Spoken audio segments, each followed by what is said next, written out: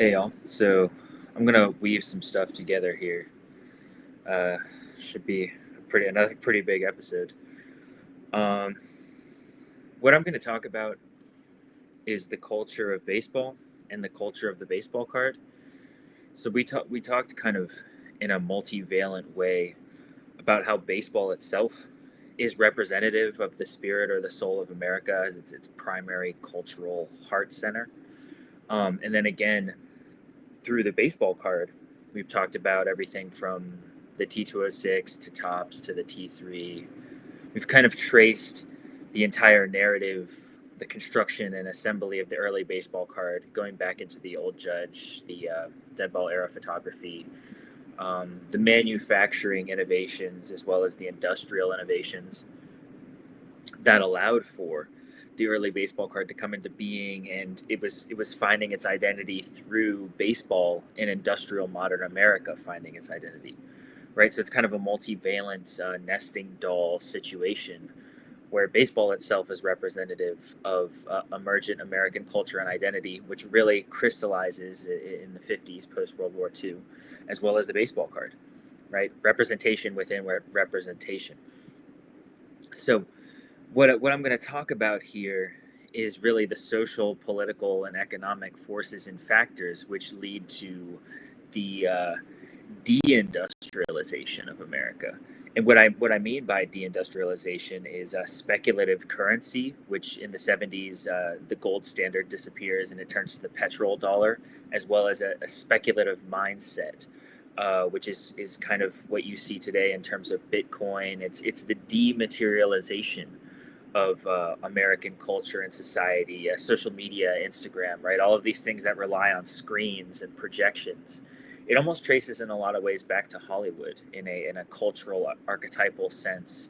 It's away from the material grit foundations of baseball. So I kind of have some like primer notes here. I wrote industrialization is what built the United States. Post World War II, the United States becomes the world power, right? This is the epicenter of global power. This is the victor of the victors, the victor of the Allies. Um, I was watching this lecture by a professor whose last name was Zhang. He makes this statement that I'm pulling it together and I'm interpreting it from the entire essay, right? These are kind of from my notes.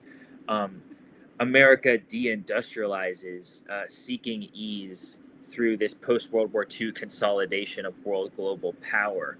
Um, Worker power, right, which again is the backbone of American industry, American industrialization and modernization, it peaks right at World War II with war production, right, the production of planes, the production of various different materials and machines that went into the war effort themselves. This was a manufacturing empire.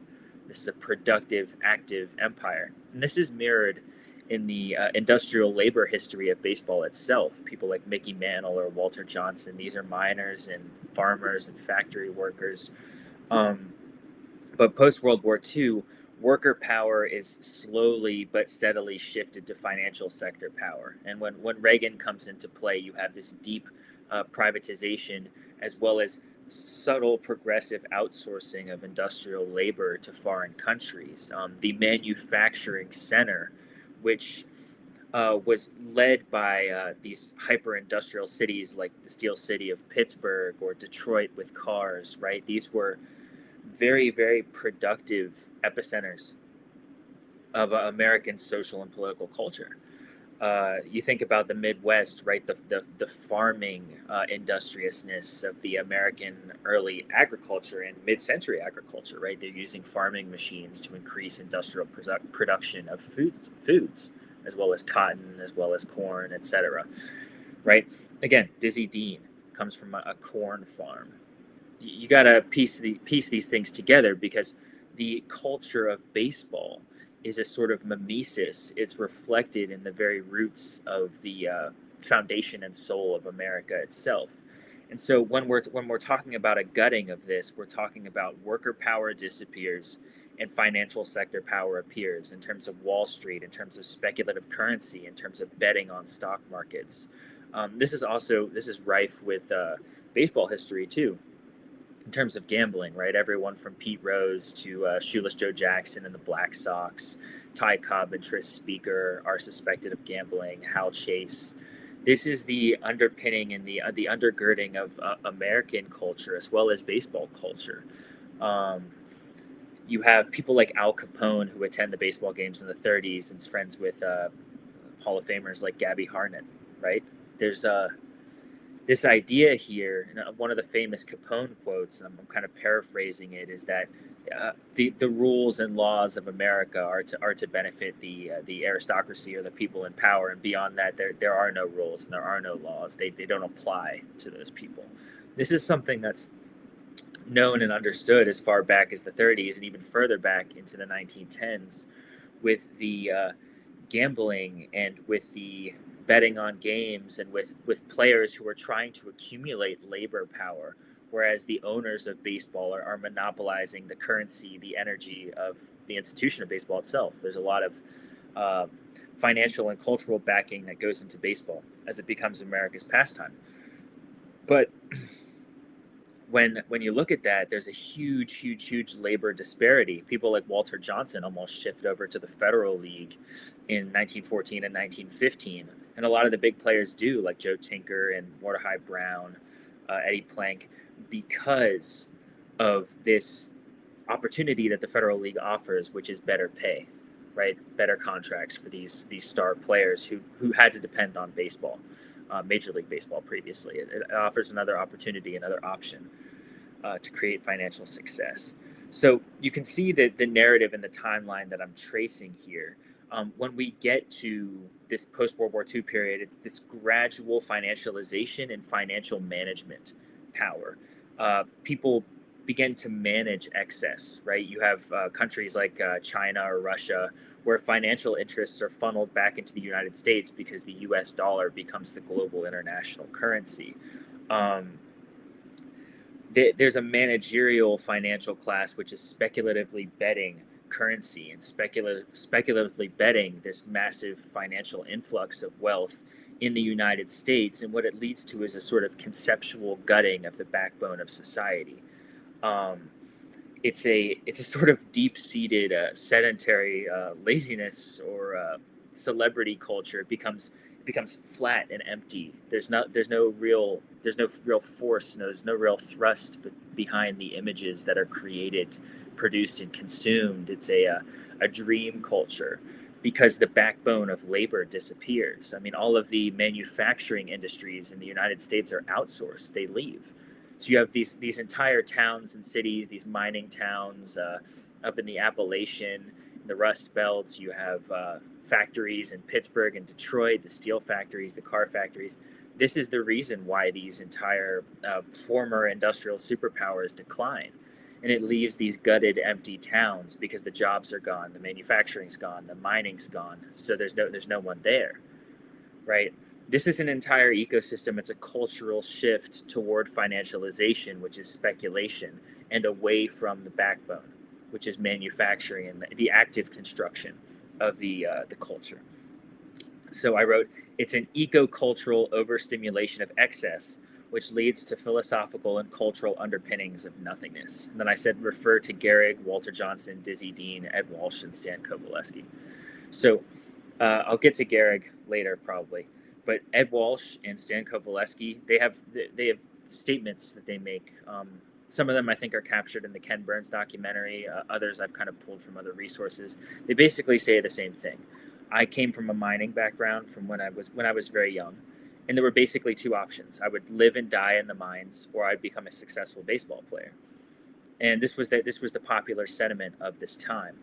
There were no options, right? They would come into baseball and they'd be playing with guts and grit on display because this is the real fabric and foundation of American culture. Post World War II, you lose that. It's a culture that's become fattened on the excess of war, the spoils of war, so to speak, and it's lost the legendary American spiritual quality of grit.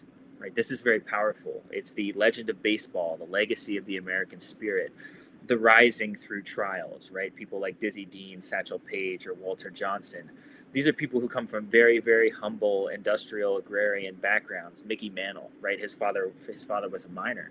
He's from the mines. These are people who rose through in powerful, powerful personal trials, and this is the kind of summoning of the Herculean impulse in the traditional Greek mythological sense. This is glory and legacy through sweat and toil, through the overcoming and surmounting of trials. And it's played out on the baseball field.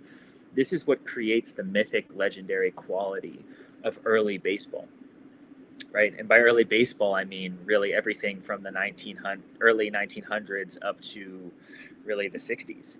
And what I'm talking about there, and it's so crucial that it ends in the 60s. A lot of the last great Topps baseball cards are from the 60s, the iconic designs. And why do I say that?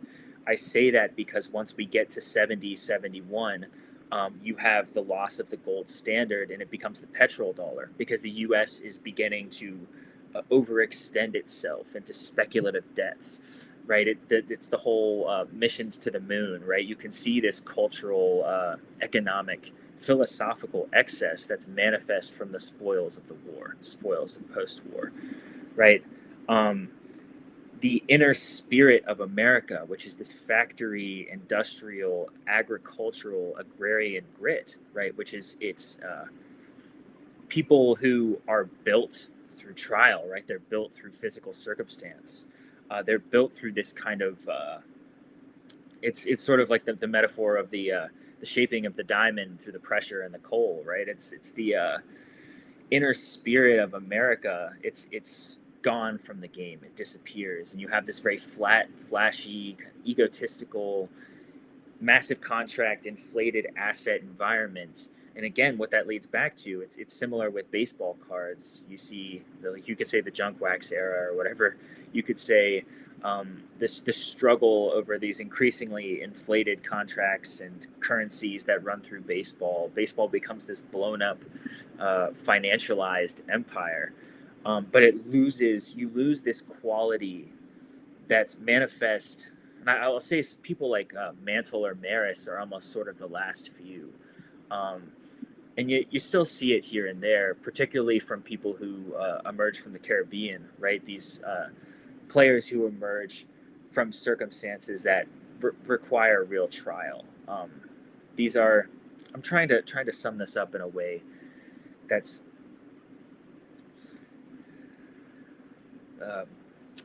condensed. This is like, it's an asset holding empire. And what I mean by that is when people hold assets, they invest themselves into these assets, and these assets themselves become proxies for real presence and engagement with life. It's a sort of dead zone through which people live. The objects become their life, right? And measuring the value or the quality of the objects, they transfer their life source or their life force into these objects. These are people who, in the modern American civilization, what a modern American civilization and culture is, where the power is in speculative finance and asset holding. And what that creates is a very, very, very stagnant, complacent civilization and culture. There's no engagement on the real field of life. There's no real presence on the field of life, which requires that level of being here now, right? Being in the present, flowing in that moment, and devoting oneself to the practice. And that's kind of where I'd bring in Gehrig as a sort of spiritual kind of warrior monk like force on the diamond in terms of his perfection of the game. This is someone who came from very, very, very impoverished and destitute circumstances and became one of the greatest legends of American culture that exists in the 20th century. What I'm trying to summon back here is that essential grit would be the reintroduction of the pre-modern, pre-mortem industrializing human spirit. I mean, this is what built the cities of America. This is what built New York City. This is what built Pittsburgh and Detroit.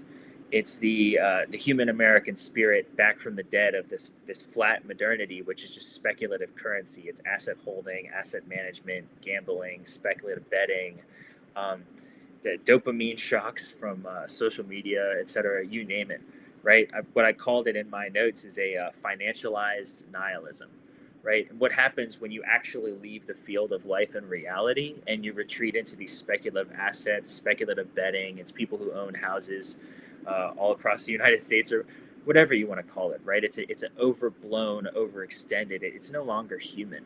It creates this softness of a financialized society, and it's the loss of the grit, right, which is manifest in early baseball. So my kind of core claim is to restore that grit, because it's the essence, and it's the project of life itself. What's left when you lose that is just empty images, and you see that the loss of the essence in the baseball card, because these early baseball cards hold a deep quality of spirit, of soul, right? They capture this industrializing, enterprising, striving spirit that's so present in American baseball. They capture this struggle, even in the most kind of cartoonish ways, because they're they're conjuring forth not just each individual player, but these sets and their design quality. I'll say Gowdy or the Diamond Stars. They're conjuring up the mythic spirit of baseball. They're deeply devotional relics and artifacts. But what's left when you gut the spirit is just empty images, and I think you can see that in the sort of plasticized turn of the baseball card post '60s. They become they become less, I don't know, WPA paintings, and they become more spectacleized, sort of overblown, plastic sheen, hyper mass produced, almost like empty paper caskets for the spirit and soul of baseball. Um, so when you're managing the wealth of foreign and domestic interests, and that management actually becomes the power system and power structure of the culture or the civilization itself, you just basically have a glorified bank, right? And so when you're living in a glorified bank, it's a very sterile, hyper transactional, immaterial. It's based on looking at graphs that document the ups and downs of the stock market, whether things are operating on fear and greed. You lose this really, really rooted, earthy connection, whether that, again, that's through mining or through the forging of steel or through farming. These are all very kind of earth centered, uh, deeply in an earth sense, domestic practices, right? These are very grounded practices that involve a spiritual discipline of repetition and presence. It's the same way of understanding the principles of how farming works, right? You have to work with moon cycles, you have to work with seasons, and you have to be aware of what works when at what time. A hyper financialized speculative currency culture or civilization doesn't live in the material world. It's an entire conceptually backed empire that's based on a emptied concept of money. Um, Again, I'll gesture back to the gold standard and then the oil standard, right, which explains a lot of what happens post 1970 in terms of the U.S.'s interests in very oil rich areas of the world, right?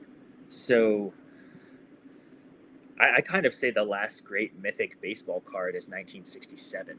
I think it really, really does capture the last of the great early modern baseball cards. And then you experience this almost sort of deep devaluation through a plastic spectacleization of the baseball card. I mean, it doesn't happen immediately, right? But it happens slowly. Um, so this is kind of what I'm observing, right? It's a cultural problem that's manifest through this, and I kind of trace it through the baseball card as well as baseball history. It's manifest through the early 1900s, and you experience this radically formative period, constructive period of the American identity, which is primarily forged through its encounters that it has in in global warfare, and it emerges in the 1950s as a country that has undergone a massive transformative period almost over 50 years of near consecutive forging of the American identity through not only industrialization but global turmoil. Um, and so you have this period of trial, and I think when you look at that period, right, you have these figures like Honus Wagner, or Ty Cobb, or Shoeless Joe Jackson, or Walter Johnson, or like, you name it, right? Like, look at 1900 to 1950, even into the 60s. There's a certain quality of epic history that's present there, because a lot of what the spirit of baseball is at that period of time is the spirit of America, which is being forged through trial. And you see that manifest on the baseball diamond in the I think of the character of maybe Joe DiMaggio, right? Someone who's incredibly humble, incredibly present and focused on the diamond, and everything is devoted toward the cultivation of the practice of baseball. It's a very spiritual, grounded, present state of being. It's almost entirely non-egotistical. I look at someone like Lou Gehrig, I also think is similar. Babe Ruth is way more of a cultural phenomenon. He becomes like a celebrity, and I think that's kind of takes it out of context. Christy Mathewson is a great example. Jackie Robinson.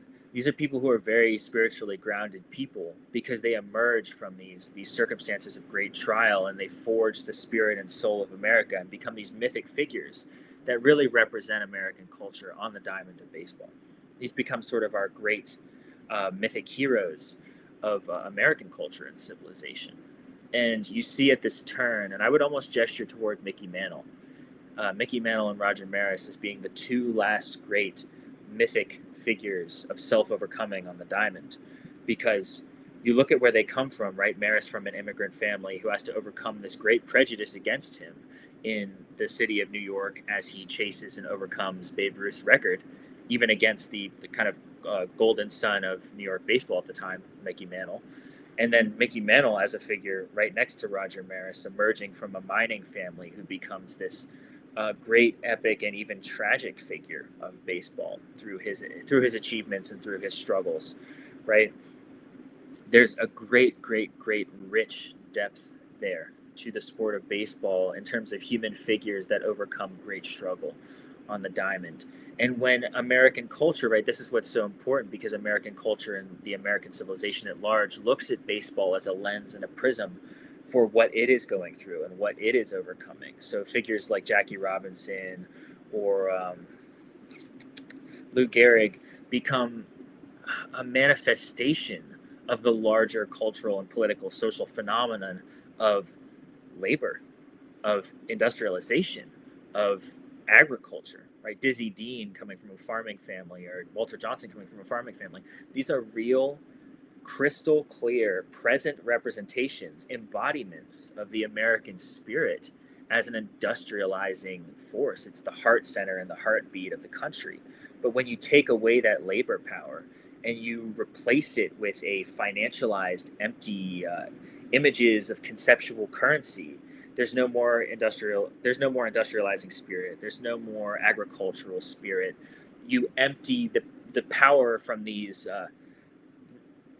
real places, right? This is what built the country of America, and the labor power is what founded this nation, right? And then you replace it with a financialized structure that's playing with foreign assets, right, and foreign asset management.